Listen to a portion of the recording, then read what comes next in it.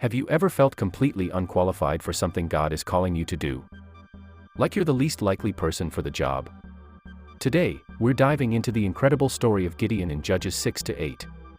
It's a powerful reminder that God doesn't call the equipped, He equips the called.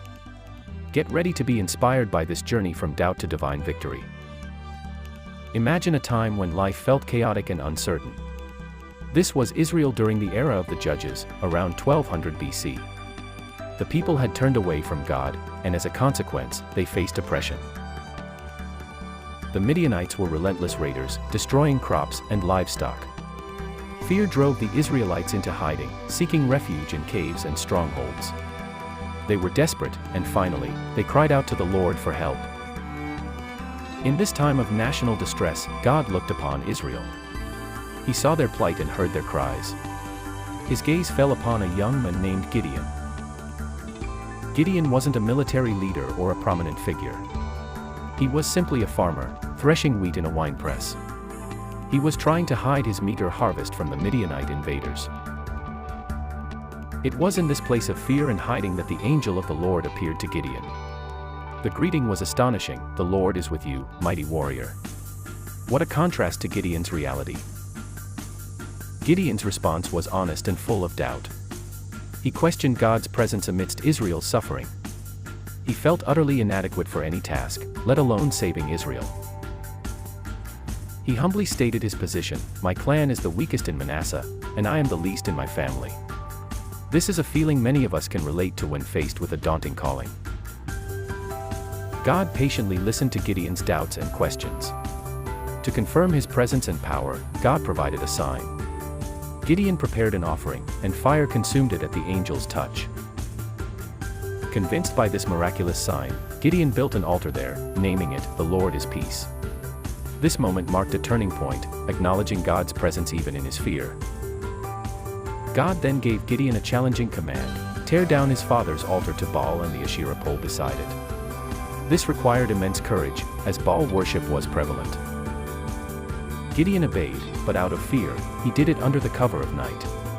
When the townspeople discovered it, they were furious and demanded his life. His father, Joash, surprisingly defended him, suggesting Baal should contend for himself. This bold act earned Gideon a new name, Jerub-Baal, meaning, "Let Baal contend with him." Despite the initial signs and his act of obedience, Gideon still wrestled with uncertainty. He needed further confirmation for the monumental task ahead. This led to the famous fleece tests. He asked God to make a wool fleece wet with dew while the surrounding ground remained dry.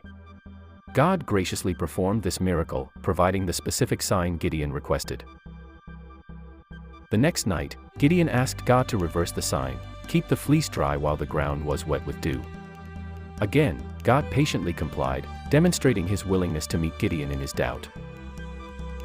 These tests weren't a lack of faith as much as a seeking of assurance from a God he was just beginning to trust fully. They remind us that God is patient with our questions as we step out in faith. With his faith strengthened, Gideon gathered an army of 32,000 men to face the vast Midianite forces. The Midianites were described as being like locusts, an overwhelming number.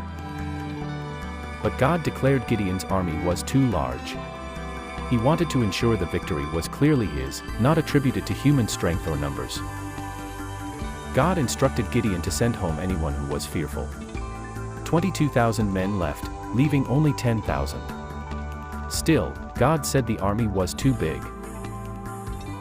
Through a unique test involving how the men drank water, God further reduced the army to a mere 300 men. This tiny force would face an enemy numbering in the tens of thousands. God gave Gideon a simple, yet unconventional, battle plan. The 300 men were divided into 3 companies. Their weapons were not swords, but trumpets, empty jars, and torches hidden inside the jars.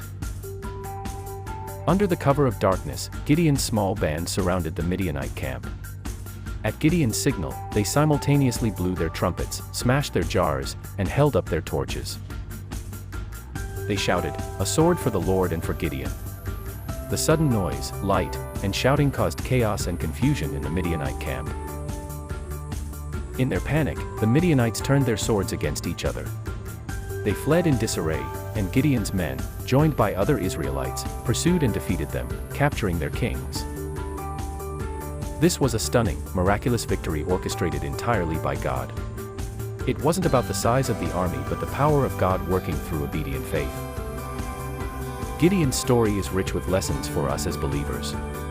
First, it powerfully illustrates God's ability to use anyone, regardless of their perceived weaknesses or lack of qualifications.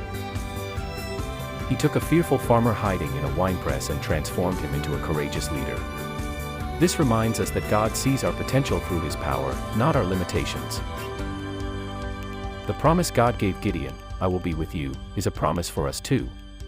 When God calls us, He promises His presence and strength to accomplish the task. Gideon's journey through doubt to faith is also deeply relatable. God's patience with His questions encourages us to bring our uncertainties to Him, trusting He will guide us. This victory points forward to God's ultimate deliverance through Jesus Christ. He overcame the impossible odds of sin and death, securing victory for all who believe. However, the story also contains a cautionary note. After the victory, Gideon made a golden ephod that became an idol, leading Israel astray. Success can bring its own temptations. This reminds us to remain humble and keep God central in our lives, even after experiencing His blessings and victories. Our focus must always be on Him. Gideon's story challenges us to examine our own lives. Where do we feel inadequate or fearful? What Midianites seem overwhelming in our lives or ministries? God is still in the business of using ordinary people to do extraordinary things for His glory. He is patient with our doubts and powerful in our weakness. Consider what step of faith God might be calling you to take today. It might feel small, or it might feel daunting, but remember Gideon's journey. Trust in God's presence and power, not your own abilities. Step out in faith, knowing that He equips those He calls. Take some time this week to read Judges chapters 6 through 8 for yourself. Reflect on Gideon's journey and how it speaks to your own faith walk.